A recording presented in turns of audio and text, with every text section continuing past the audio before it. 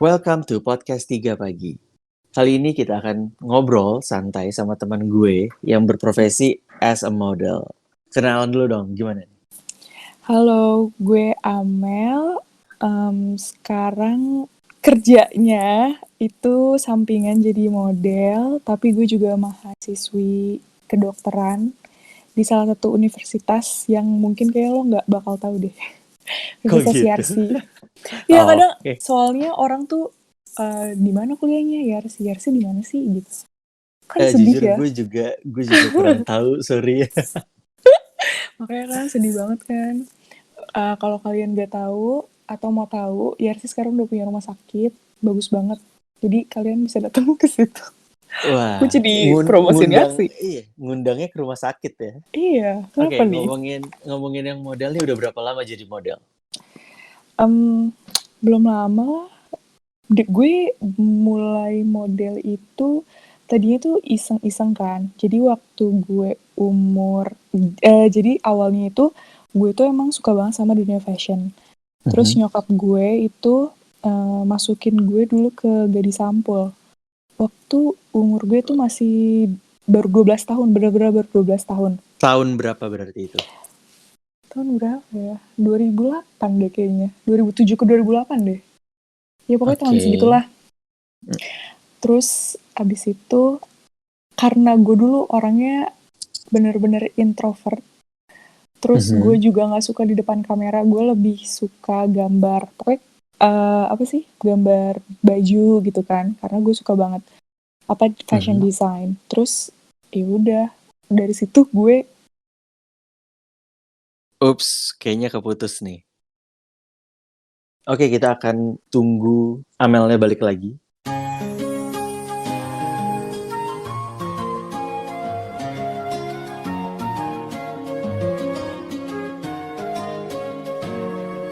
Nah, oke nih, Amel kayak udah balik.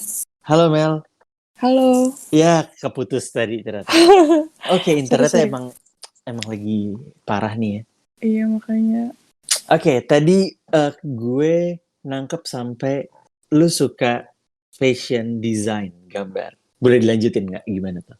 Oke, jadi karena ketertarikan gue sama dunia fashion, berawal dari Barbie, gue suka main Barbie. Karena nyokap gue mungkin ngeliat, nih anak kayaknya bisa nih ya, sedikit menghasilkan uang.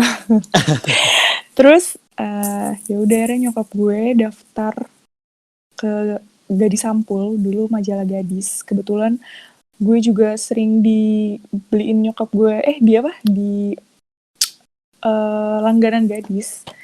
Ya udah akhirnya gue didaftarin. Terus karena emang gue anaknya rebel aja dan introvert. Gimana tuh ceritanya rebel dan introvert? Jadi tuh gue nggak suka. Ternyata gue bukan orang yang suka di depan kamera pada zaman itu ya, pada umur 11 tahun itu, 11-12 tahun itu.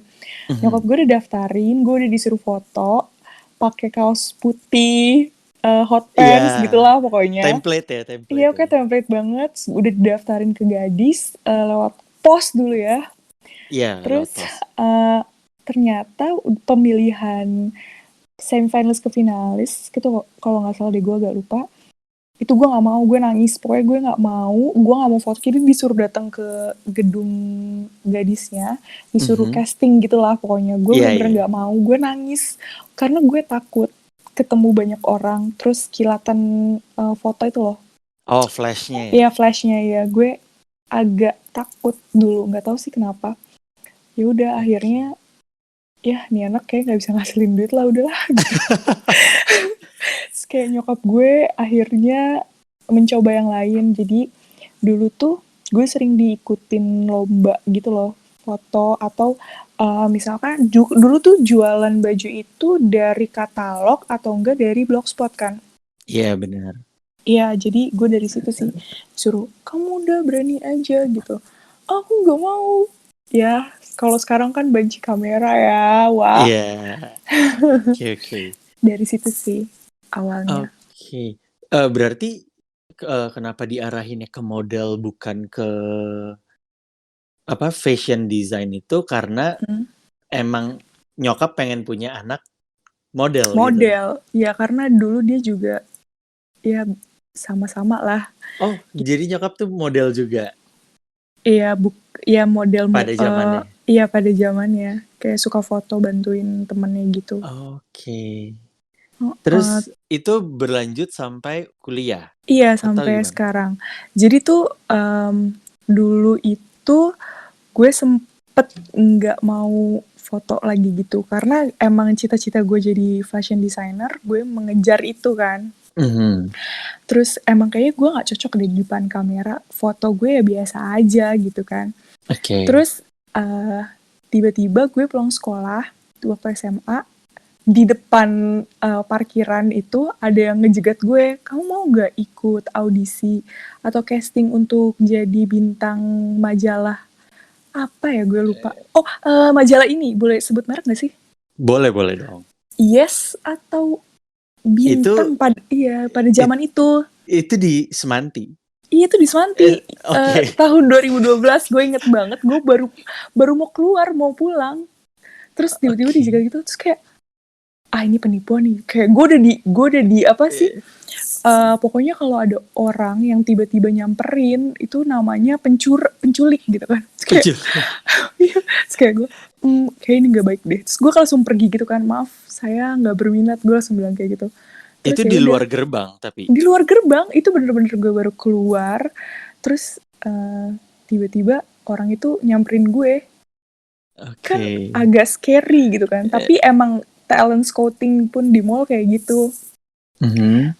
Terus ya udah akhirnya long short story, gue buat clothing line lah gitu. Oke. Ya akhirnya kayaknya kalau jadi model, gue ngeliat lagi kan, kayaknya kalau jadi model enak ya, dapat uang, foto-foto, terus kayak gitu-gitu kan. Daripada foundernya kayaknya pusing gitu. Tapi Bisnis karena kan ngomongin ya bisnis. bisnis Oke. kayaknya enak deh gitu kan. Wah, pengen gitu. Awal-awalnya nyoba-nyoba, terus bener dari awal gue tuh nggak pernah dapet bayaran cuy. Gue Biasanya sih foto. kalau start pasti emang kayak gitu nggak sih? Iya, awalnya tuh gue nggak dapet bayaran, terus akhirnya adalah sedikit lama-lama. Mungkin dari omongan satu ke omongan yang lain gitu kali ya. Ya dia ambil aja dia gitu. Ya udah, akhirnya dari situ gue bisa beli tas pertama. Gue bisa beli tas. Itu gue senang. Oh jadi ini maksudnya nyokap gue gitu. Oh, Akhirnya gue berarti senang. dari SD ya jatuhnya ya? Iya Pak dari gue SMP dari sih. Oh SD gue sih. mulai lagi yang bisa ngasilin uang itu gue dari SMA. Oh, SMA. SMA Oke. mau ke kuliah. Jadi lo ini independen dong Iya jadi tadi. modelnya. Iya tadinya gitu independen. Kakak gue yang kayak nge-arrange semuanya gitu. Karena dulu gue tuh pokoknya intinya gue itu nggak bisa masuk fashion design, gue cari pelampiasan gimana caranya gue bisa tetap berkutat sama fashion gitu kan. Berarti udah sempet daftar kuliah fashion. Ya udah, dan hari itu juga gue harus bayar. Pas masuk itu gue harus bayar sekitar 80 jutaan. Duit dari mana, Wak? Kan bokap gue yang punya duit kan. Tadi gue udah mikir, gue bilang aja gue kuliah di RC, tapi ternyata gue kuliah di SMOD. Wah. Iya, tadi gue udah berpikir kayak gitu, tapi gimana caranya ya? Bisa-bisa gue tinggal nama. Kan? Terus gimana? Ya udah, akhirnya gue kata teman gue, lo mau nggak ini apa namanya jadi model buat baju bantuin gitu? Ya udah gue iya aja. Terus ternyata asyik gitu kan.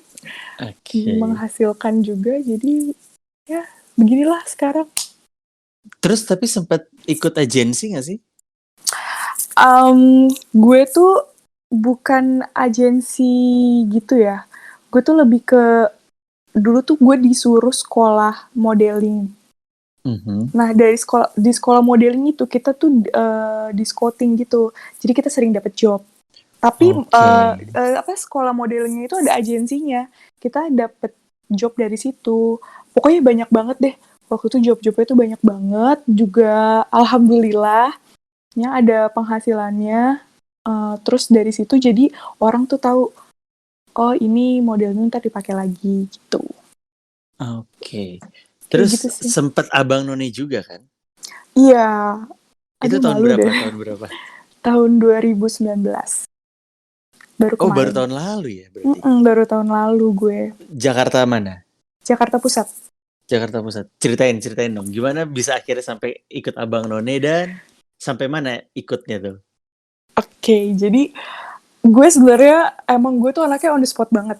Gue nggak pernah kepikiran untuk ikut Abang None, dan gue juga nggak tahu Abang None itu apa sih sebenarnya. Itu kan awalnya temen gue nawarin, jadi tuh tiba-tiba aja, nah ikut Abang None yuk gitu. Hah, apa tuh gitu kan?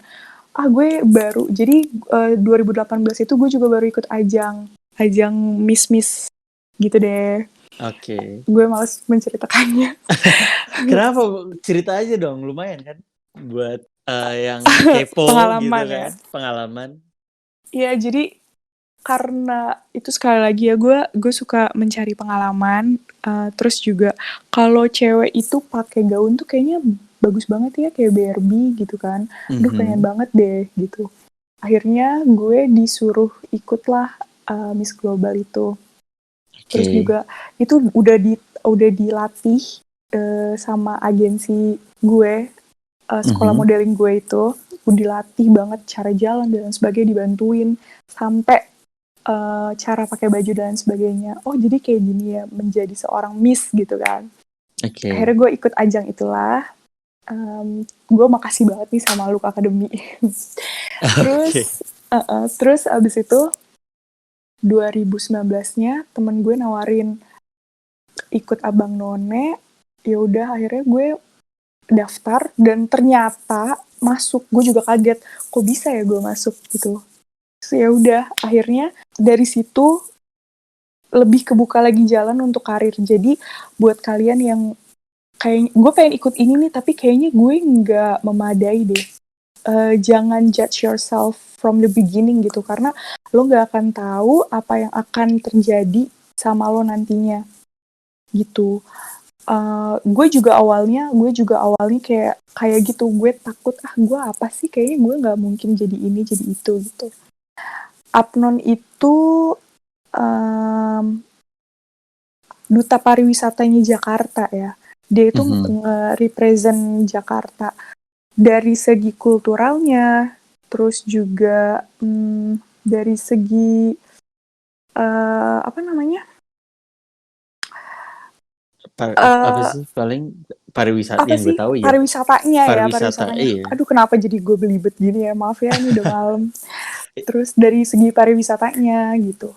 Jadi lebih ke pengetahuan sih ya, pengetahuan tentang Pengetahuan Jakarta. umum tentang Iya, Jakarta. Jakarta. Terus awalnya kayak aduh, gue tuh sama sekali nggak tahu tentang Jakarta. Apapun sekecil apapun itu, kayak baju tradisionalnya, adat Betawi gitu kan. Apa sih, gue tuh nggak tahu cara pakainya. Dari awal gue karantina tuh gue mau nangis karena karantinanya Miss Global yang gue ikutin kan treat like a queen gitu. Dan gue datang ke Apnon itu tuh yang nol, gue nggak bisa sanggul, gue nggak bisa pakai kain kan gitu, harus bisa di situ. Tapi di situ pengalaman di Apnon itu pengalaman yang paling berharga menurut gue, yang gue diajarin dari dasar banget sampai lo bisa jadi perempuan seutuhnya, kayak merasa seorang nona itu punya pride. Diajarin dari segi, pokoknya inside and out lo diisi gitu. Oke, terus berapa lama sih di proses Abang None itu, dari pemilihan, dari daftar dari daftar sampai akhirnya lo sampai mana tahapnya? Gue pokoknya dari pemilihan tuh ada audisi ya. Audisi tuh ada 2 hari. Terus dari semi-finalis ke finalis, pokoknya itu 2 hari. Terus proses karantinanya itu 1,5 bulan kalau nggak salah ya. Sorry banget nih Bang Non kalau salah. 1,5 bulan. Gue pokoknya di dalam proses karantina itu kita diajarin cara public speaking, terus diasah kemampuan bahasa asingnya, terus juga how to post di depan orang banyak, entah itu catwalk, entah itu manners lo di depan. Karena kita ini kerja bersama pemerintah kan ya. Jadi lebih ke itu sih. Terus apa ya? Lebih ditonjolin lo tuh apa sih dan lo tuh siapa sih, jati diri gitu. Self confidence sih. Yang penting tuh itu. Totalnya tuh kalian banyak sih satu angkatan itu. Satu angkatan itu 30. Jadi ada 15 pasang abang none. Tuh. Ada 30 orang, 15 pasang abang none. Berarti itu hitungannya bukan lo dipasang-pasangin, tapi ntar at the end akan ada abang dan none gitu kan? Iya, jadi awalnya itu kita dipasangin.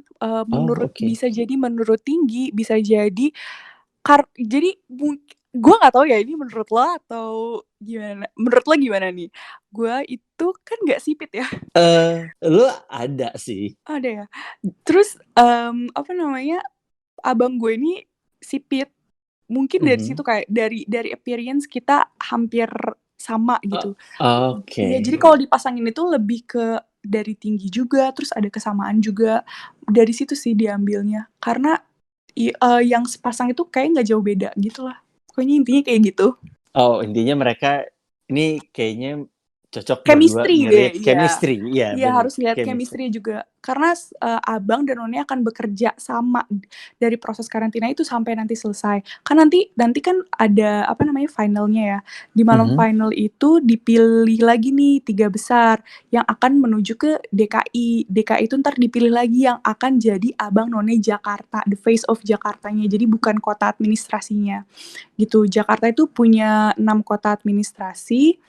Masing-masing kota administrasi ini punya ikatan abang nonenya. Nah, ikatan abang nonenya lagi se-Jakarta itu namanya Apnon Jakarta. Gitu. Kalau Apnon itu lebih kerja ke suatu instansi atau istilahnya tour guide lah ya, kalau misalkan ada tamu dari luar. Iya, kita biasanya disuruh sama suku dinas temenin nih gitu. Terus temenin Pak Gubernur, Pak Wali, terus juga bisa ke presiden. Kayak gitu, terus duta-duta besar. Makanya tuh di Apnon tuh diasah banget pengetahuan dan bahasa asing lo itu untuk itu. Jadi kan karena kita tuh the face of Jakarta ya, represent Jakarta. Mau nggak mau kayak gitu. Apnon, waktu itu kita juga, waktu kemarin ada Asian Games ya, kita juga ikut andil di situ. Oke. Ini misalkan ada yang baru mau ikut nih. Apa aja sih syarat-syaratnya? Tinggi badan itu untuk none atau untuk perempuan itu minimal 165 cm.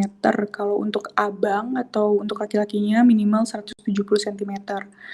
Terus juga kalau kalian punya bahasa asing selain Inggris, itu tonjolin aja.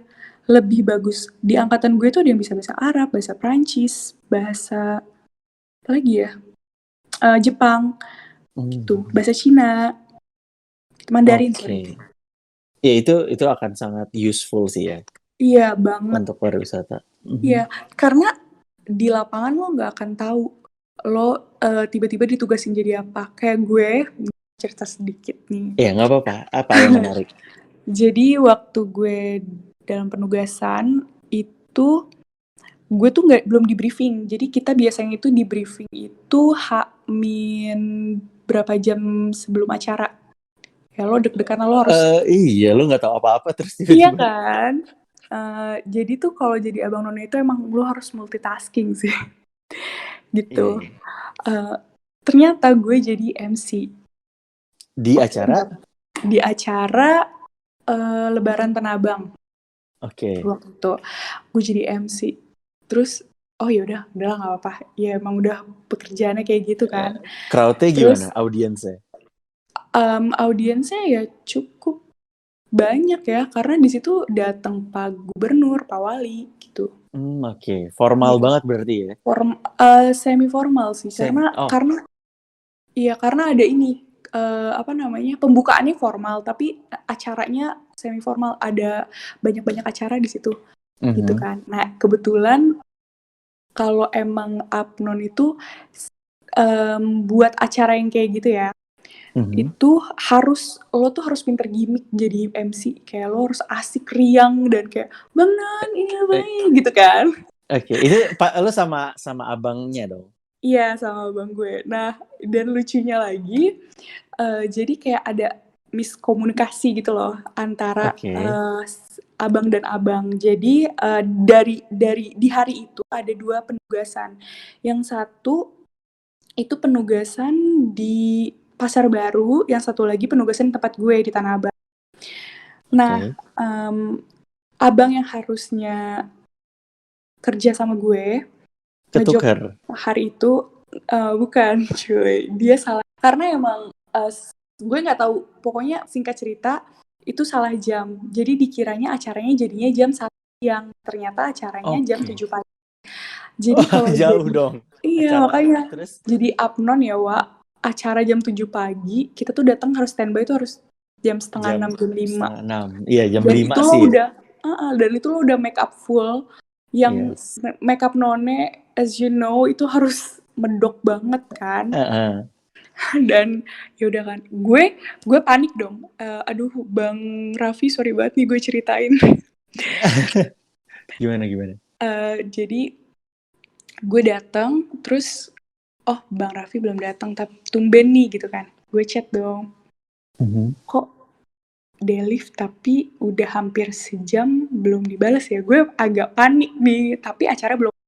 Dan belum ada orang suku dinas itu orangnya Jakarta Pusat gitu. Kayak Mereka yang mereka ngebawa gue datangnya ke juga acara itu gitu. datangnya mungkin sekitar jam 6 kali ya? Jam Kalau setengah acara jam 7. delapanan, Malah mohon setengah maaf. delapan. Iya, Oke. 7:30 pagi. Oke, Terus terus gue nanya dong sama orang sekitar, yang IO acaranya IO-nya. IO acaranya bilang, "Ya udah Non, silakan duduk dulu," gitu kan. Mhm. Terus gue tanya, "Ini kan saya jadi MC, boleh minta ininya nggak? Boleh di-briefing terus minta card-nya nggak? Terus Oke, oke. siapa aja yang akan datang dan lain sebagainya." Biasalah kayak gitu kan. Iya, iya MC. "Abangnya Oke. di mana?" gitu kan ditanya. "Pokoknya tunggu abangnya dulu baru kita briefing ya Brief. semuanya." "Oh gitu, oke." Gue telepon abang gue nih. Gak ngangkat, agak-agak panik, udah mulai tadinya nggak panik, semi panik, panik beneran cuy Itu di gue. jam berapa tuh? Lu Itu udah di mulai jam panik ya? setengah delapan. Itu di jam setengah delapan. Oke. Makin panik lagi setelah gue melihat muka orang suku dinas. Non, Kak, selamat pagi. Abangnya mana, Non? Gue panik. Oh, mungkin di jalan ya, Pak. Ditunggu aja. Gue oke. bilang gitu kan.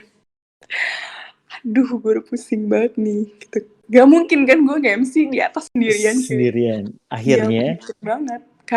Karena kalau apnon itu kan sepasang. Kalau dia pasti minta sepasang. sepasang apnon, yes, kalau nggak ada satunya lagi ya nggak jadi kerja gitu, nggak jadi ngejob. Oke. Terus. Akhirnya gue telepon lah. Ada satu yang in charge apa namanya penugasan ini. Jadi di angkatan kita itu PIC-nya. ya PIC-nya nih siapa nih kalau ada penugasan lewat dia gitu. Oke. Yang take in charge itu dia, salah satunya ada namanya Bang Alex, abang gue. Oke. Bang Lex, tolongin dong Bang Raffi, kayaknya nggak megang HP deh, atau mungkin dia di jalan, tolong hubungin kalau misalkan bisa kasih tahu gue, karena udah ditunggu sama orang suku dinas dan ini kita mau brief. Mhm. Karena jam 9 Pak Gup dan Pak Wali akan datang. Gue panik banget, tiba-tiba gue ngeliat apnon dari wilayah lain ada dan sedangkan mereka sepasang, sedangkan gue sendiri. Nggak lucu banget kan kalau kita nge-MC tuh bertiga gitu.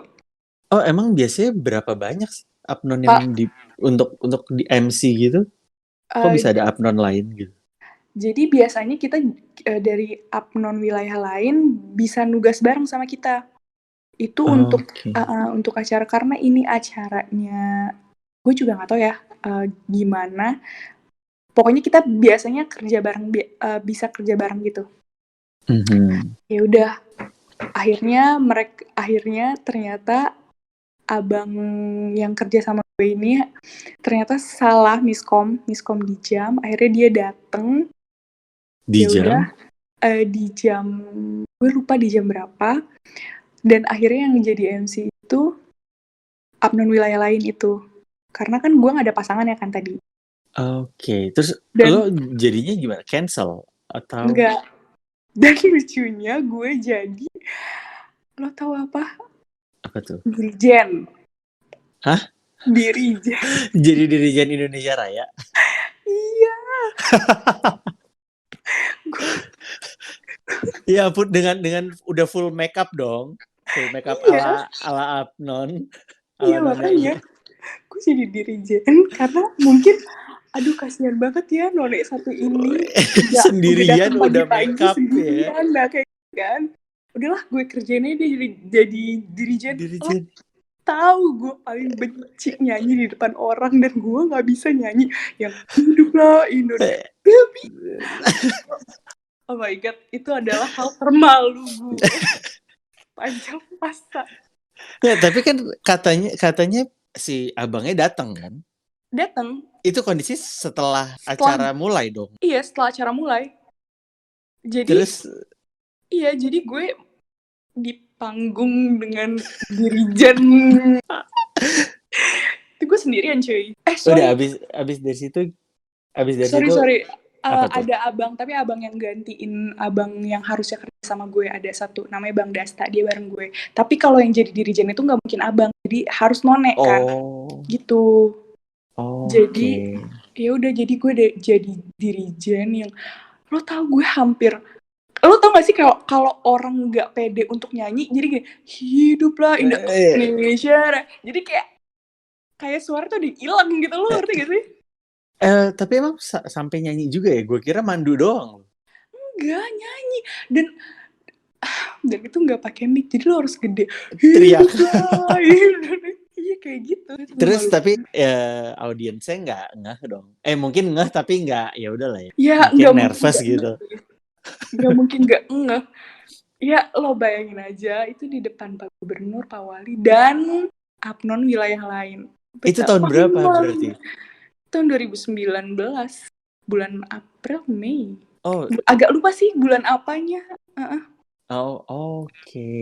Oh iya, 2019 lo Abnon ya? Iya, aneh banget deh. Jadi buat kalian yang mau jadi Abnon, terkhusus nonek, kalian harus bisa jadi dirijen ya. Dan suaranya harus lantang, jangan kayak gue, itu memalukan banget cuy. Oke. Tadi udah long short story tentang Abang None. Terus kalau dari dunia permodelan, fashion ya. Kita ngomongin ke fashion sekarang. Lo berarti nggak di agensi kan? Sampai Enggak. sekarang nih. Kalau sekarang ini gue lagi proses mau masuk ya tadinya. Tapi karena ada pandemi ini, itu prosesnya agak terhambat gitu. Karena harus ada casting kan. Iya. Gue di scouting kebetulan, tapi gimananya prosesnya itu belum ada kepastian gitu. Ini agensinya lokal dong? Iya, lokal. Yang gue tahu agensi-agensi yang bule-bule gitu sih. Itu emang terpisah berarti kan ya? Ada beberapa agensi yang isinya emang khusus dia itu ngejual bule gitu istilahnya ya. Iya. Iya, terus portfolionya emang khusus buat bule dan ada yang agensinya itu campur. Tapi sekarang lebih nge-represent-nya lumayan banyak untuk lokal sih. Kayak lebih banyak lokal deh sekarang. Tuh. Karena available modelnya juga nggak banyak sih yang bule-bule gitu. Iya, mungkin, aduh gue boleh ngomong gak sih kayak gini? Ntar tinggal di-cut aja kalau emang nggak mau ditampilin. Kenapa? Enggak deh, ini aja positifnya ya. Bule itu mukanya mungkin lebih pas gitu di kamera. Tapi orang kita juga bagus-bagus kok, cantik-cantik. Gak tau ya, gue juga bingung kenapa produk itu lebih milik ke bule. Padahal mungkin karena lebih. Kenapa? Oh, itu karena gue belajar. Kebetulan gue ngambil kuliahnya marketing kan. Iya. Jadi kita tuh audience atau ya sebuah brand Heeh. itu selalu menampilkan yang bilangnya apa ya? Oh, gue pengen deh secantik dia gitu. Tapi di bayangan kita kan bule tuh punya Barbie nilai gitu ya. plus dong. Iya, bule itu punya nilai plus. Jadi si brand-brand tersebut menggunakan bule karena masyarakat kita menstereotipkan bule itu wah gitu. Gitu. Gitu sih yang gue belajar ya. Baru-baru ini sih gue juga masuk ke dunia marketing. Gitu. Padahal ya muka orang Indonesia lebih apa ya? Lebih enak nggak sih dilihatnya? Variatif. Ya variatif sih ya. Variatif banget. Ya udahlah pokoknya untuk brand-brand kalau mau hubungin gue bisa. Oke, jualan Canda. hard selling ya, tetap hard selling. Tetap hard selling. Portofolio lu nih sebagai model, udah apa? Lebih ke arah katalog kah atau ke arah brand produk atau majalah atau gimana? Gue apa aja yang bisa menghasilkan. Yang Tapi gue menghasilkan lebih uang. gue lebih ke apa ya? Mungkin gue udah pernah boleh disebutin kan ya? Boleh, bebas. Gue pernah jalan untuk fashion show di Bright Spot Road to Jakarta Fashion Week untuk sebuah brand juga. Lebih banyak ke brand sih ya. Kayak gitu. Oh, berarti itu lebih ke fashion show dong ya? Iya, fashion show gitu. Selain brand fashion, Make up. makeup. Iya, make up. Apa brand apa sih makeup? Makeup kan banyak ya brandnya. Iya. It, Ini udah sebutin gak sih? nggak apa-apa, sebutin aja. Itu lebih ke kemarin lebih ke buat opening kayak misalkan mereka itu punya brand baru nih. Terus gue yang dijadiin modelnya itu sih. Untuk digital campaign berarti. Iya, untuk digital campaign atau apa sih? Gue nggak ngerti kalau di dunia marketing gitu. Pokoknya mereka mengenalkan lah gitu ya. Kayak Oke. gitu. Adalah beberapa brand. Aduh, Terus malu gue menyebutkan. ya udah. Terus kalau model tuh ada jenjang karirnya nggak sih? Ada banget. Gimana tuh? Gue juga penasaran nih. Sebagai fotografer, gue nggak terlalu tahu banget jenjang karir model tuh kayak gimana. Kalau karir model itu jadi tuh model tuh ada klasifikasi gitu kan. Ada yang junior, senior gitu. Ada kelas-kelasnya ini model kelas A, kelas B, kelas C gitu. Jadi tarif mereka juga itu tergantung dari seberapa banyak jam terbang mereka untuk model itu. Ada yang model untuk catwalk, dia jam terbang catwalk udah berapa. Nah, ya udah seharga dia jam terbang dia tinggi ya harga juga tinggi. Untuk model brand misalkan foto ya, suatu brand. Ya dia udah berapa banyak nih brandnya sampai brand high end gak gitu. Ya harganya sebrand high end itu. Kayak gitu sih. Nah, jadi agensi juga sembarangan untuk ngasih harga ke modelnya. Tuh. Jadi model juga harus multi talented ya menurut gue. Gimana tuh? Karena kan jadi model itu kan lo tuh nge-represent suatu brand ya, suatu barang supaya orang itu mau ngebeli gitu. Jadi tuh lo mesti keluarin aura lo. Entah itu kalau di catwalk orang ngelihatnya wah enak nih. Gimana ya? Menurut gue Bikin ya, orang pengen pakai brand tersebut gitu. Iya, you have to be stand out. Di jalanan tengah itu lo tuh harus pede. Jadi kelihatan kalau baju itu emang cocok buat semua orang. Jadi kayak gue cocok deh pakai itu gitu kan. Terus yang kedua agak susah itu untuk make up. Sejujurnya. Karena make up itu lo itu harus memperlihatkan secara detail ya bentuk muka. Nah, Iya di situ sih. Iya, di situ yang paling susah. Karena ekspresi model, nggak semua model itu punya ekspresi yang sekali orang lihat itu udah klik gitu. Gue bahkan sempet panik tau gak sih? Gue Kenapa? motret, ya kan gue lebih ke arah fashion dan komersial gitu ya. Heeh. Gue motret, ya kayak kita nih biasa kalau kita motret bareng kan, Heeh. gue ngambilnya tuh extreme close up, gue ngambil mata doang, gue ngambil bener-bener kepala, wajah doang gitu kan. Ketika model itu bingung, itu kelihatan banget gitu loh. Ya kan? Di hasil foto tuh kelihatan banget gitu. Terus Jadi deg-degan ya. enggak, bukan lo kan udah emang as a model gitu. Cuman gue sempat kayak kolaborasi dengan beberapa Heeh. temen gitu yang ya emang bukan model gitu. Cuman gue melihatnya, oh unik aja nih mukanya gitu. Cuman ketika di depan kamera dan sudah terframing di layar, ternyata itu semua kelihatan ketika gue bingung nih harus apa, atau dia nggak pede tuh kelihatan banget Iya ekspresinya. kan? Beda Beda banget. banget kan? Nah itu dia. Mhm. Ada di mana waktu itu gue foto itu buat katalog sih ya. Mhm. Jam 12 siang di Mhm. Kota Tua, Wak. Wah gila. Lo tahu panasnya gimana kan? Itu panas banget Kota Tua jam segitu. Nah, lo tahu gue make up di mana? Makeup di mana? Gue make up awalnya itu di restoran di Kota Tua. Iya, gue juga pernah. Enggak, gue bukan di situ. Adalah pokoknya di sana juga. Terus Gue di situ. Kita sambil makan, sambil ngobrol-ngobrol, terus ceritanya muaknya itu ngeluarin kotak make up lah biasa peralatannya dia.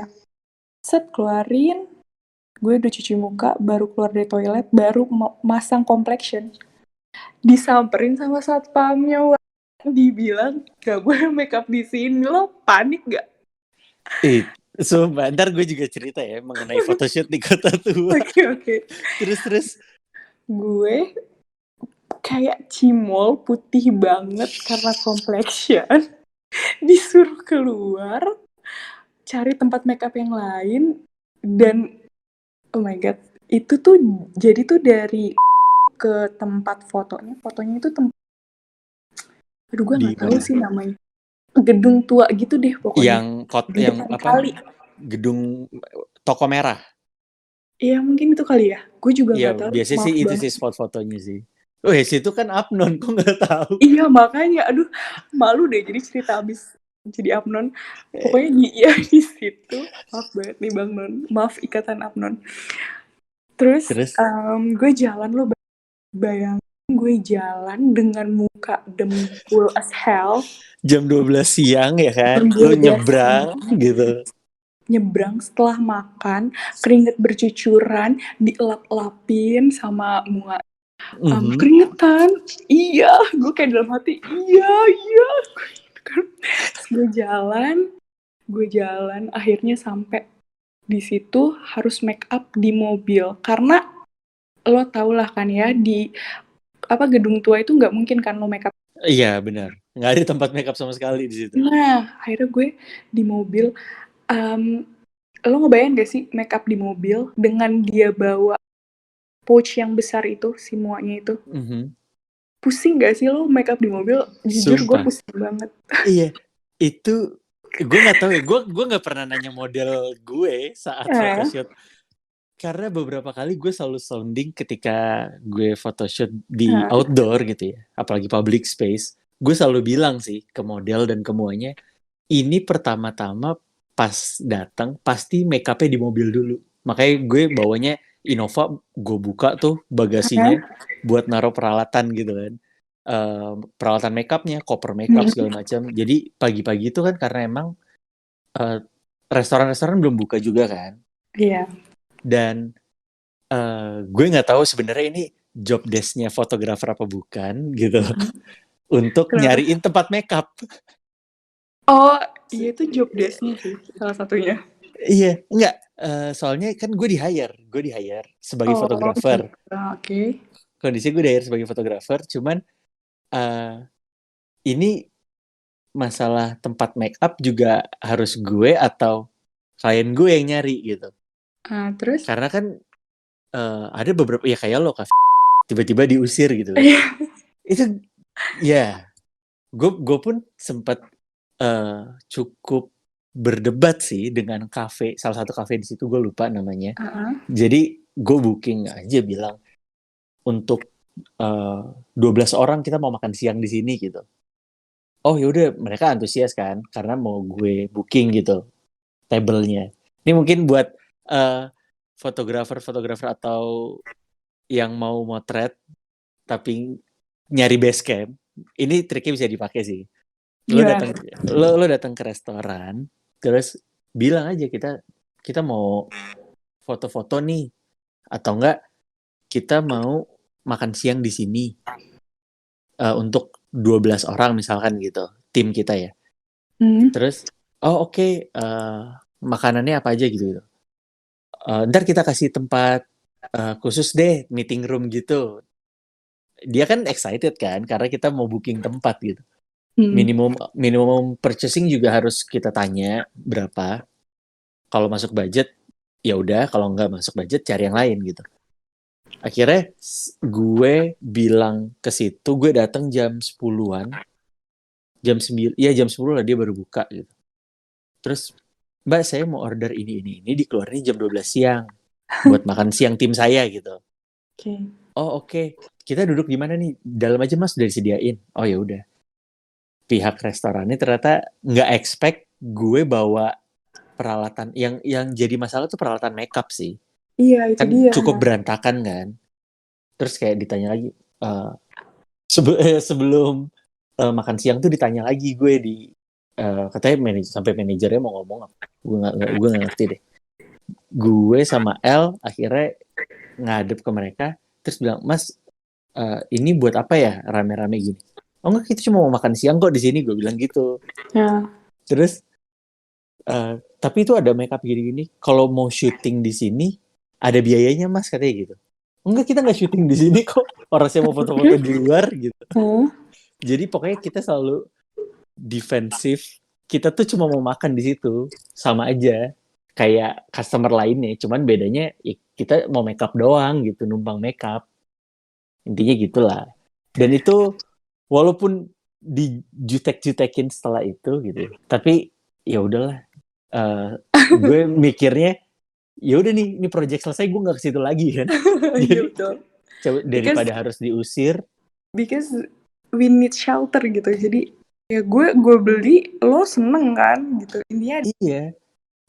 Dan gue tanya minimum order berapa, lo sebut sekian, gue iyain, ya udah dong. Sama aja kayak kita jadi customer lagi ngumpul-ngumpul gitu. Tapi emang lucu ya kalau foto-foto itu emang ada ceritanya gitu. Ada iya. aja. Itu ya setiap photoshoot lah. Bahkan gue, gue pernah sampai ditangkap satpam gue. Berdua sama asisten gue dijemput naik motor dong. Ikut ke kantornya. Ya adalah di suatu tempat gitu. Oh my god. Jadi gue kira itu public space. Ternyata enggak gitu. Terus pertama udah ditegur. Karena kita rame ya, bergerombol gitu. Ada model, ada apa namanya, stylist, ada makeup artist gitu. Ngeliatin kita photoshoot gitu di luar. Terus disamperin, ini ada apa, kegiatan apa? Enggak, cuma foto-foto kok gitu. Oh nggak boleh foto-foto gini. Terus udah dong. Oh yaudah, tim gue masuk ke tempat ke base campnya, balik. Gue dan model lanjut motret di tempat lain, tapi masih kawasan itu gitu. Ternyata disamperin lagi, ternyata ada CCTV di mana-mana dong. Sumpah. Gue dijemput gue pakai motor, terus suruh ngadep ke bagian kantornya sana gitulah pokoknya. Kegiatan apa gini-gini, cuman ya untungnya gue cukup bisa meyakinkan pihak mereka kalau gue tuh bukan komersial gitu. Lucu ya Bang, gue juga pernah tuh kayak gitu, kayak lo. Supaya dari sisi model ya, photoshoot di public space tuh gimana? Sedih sih, tapi senengnya itu, aduh, ini kayak kalau gue ngomong seneng tuh kayak narsis banget jatuhnya ya. Gimana tuh? Kalau dari sedihnya dulu sih ya. Kalau Mhm. dari sedih itu, gue pernah foto di pinggir jalan. Jadi tuh dia kayaknya mau ngambil sisi itu ya, sunset gitu. Jadi itu udah Oke. lumayan sore, dan itu kayak dia mau ambil cahayanya gitu. Gue emang di situ outfitnya itu kayak crop top gitu deh. Crop top Mhm. terus sama apa namanya celana flare gitu. Jadi model lebih ke 80 gitulah. Oke. Terus Terus? namanya di pinggir jalan ya. Di situ kan banyak kendaraan Mhm. motor juga kan. Akhirnya abang-abang angkot kayak catcalling gitu. Terus ada Oke. iya kan gak enak banget nah itu sih gak enak. Terus kayak orang lagi tiba-tiba berhenti cuma Cuma untuk ngelihat doang. iya kan guenya juga jadi malu ya. Jadi kan fotonya agak nggak bagus gitu kan. Dan Jakarta tuh. iya di Jakarta. Gue juga jadi nggak enak sama fotografernya karena profesional banget kan dia orangnya gitu. Terus Oke. juga foto yang di kota tua yang di gedung tuanya itu Mhm. berkesannya karena itu gedung itu baru pertama kali gue masuk dan foto kayak gitu kan. Mhm. Fotonya jangan pakai alas kaki. Jadi Oh. benar-benar dengan kaki telanjang, kita napak di lantai yang kotor, tangan, terus tangan lo kotor, kaki lo kotor. Itu jadi benar-benar kayak dia ngambil real beauty portrait gitu deh kayaknya. Jadi kayak ngeliatin, gue nggak tahu ya kak, gue bukan fotografer, ntar gue jadi sok gitu kan.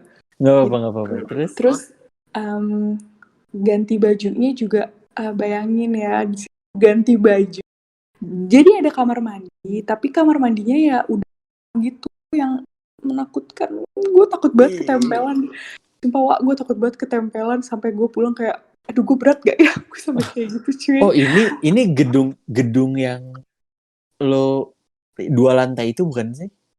Iya 2 lantai, betul. Iya, iya. Oh, itu emang bisa bukan bukan yang horor ya? Nggak, itu emang sering dipakai buat syuting atau photoshoot sih di situ. Oh gitu ya. Jadi Gue, cukup aman. Cuman emang suasananya kayak gitu. iya suasananya kayak gitu ya. Gue ganti baju di situ di toilet karena nggak ada pintu. Ya udah aja gitu kan. Kayak gue udah biasa sih. Mhm.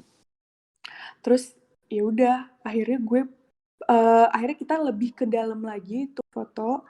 Itu harus ngelewatin ada telur, ada ayam baru bertelur, Wak. Bayangin tuh lagi dipanasin gitu di kayak tabung gitu ya. Kayak gitu deh. Kayak intinya Aha. itu gue rada takut tapi exciting gitu. Ya udah sih itu cerita cerita gue kayak gitu. Tapi emang sebenarnya perintilan-perintilan tuh penting banget nggak sih? Kayak gue nih, kalau gue selama gue photoshoot Hmm. outdoor, gue akan bawa dressing tent gitu loh untuk ganti baju. Jadi, dulu masih kedengeran nggak sih suara gue? Masih. Suara gue berbayang soalnya. Iya, gue tuh kalau photoshoot, eh ini buat yang para fotografer juga ya. Kalian tuh bukan cuman tugasnya datang motret doang gitu. Tapi Iya kalian betul. harus mikirin ntar modelnya ganti baju di mana, terus makeup artisnya tempatnya gimana, dan apa lagi yang gue perhatiin biasanya ya? Perintilan sih. Iya, perintilan-perintilan kayak gitu. Jadi bukan bukan fotografer itu motret doang, tapi kalian tuh bisa dibilang jadi head production-nya tuh di situ gitu. Iya. Jadi apa-apa nih, model tuh biasanya di bawah fotografer, kita yang ngarahin.